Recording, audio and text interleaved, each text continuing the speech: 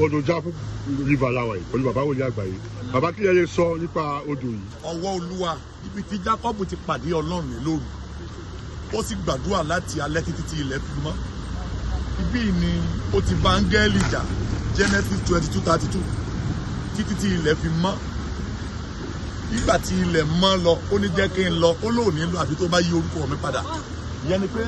ohunkóhun tó bá ń béèrè lọ́wọ́ Ọlọ́run owó alápọn láàmúsanra ó ní lọ àfi tó bá yí orúkọ mi padà ó béèrè pé kí lorúkọ rẹ̀ ó ní Jacob ní ó ní ayé ọ padà lónìí ó di Ísírẹ́lì láti ọjọ́ yẹn òun di Ísírẹ́lì odò di Jacob òun gòkè síbi ọgbàlẹ̀ lérí lọ tó ó fi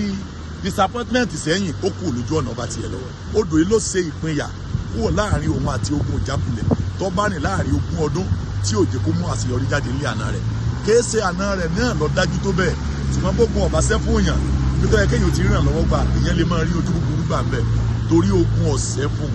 tó bí ogun yẹn ọba sẹ́fún níbì kò sí tó fẹ́ pè ràn lọ́wọ́ jáde fún lọ́dọ̀ yìí sọ ẹ̀gbọ́n rẹ̀ náà ṣùgbọ́n nígbà tí ojú eré Olúwa ti bò ń bíbẹ̀ torúkọ ẹ ti yí padà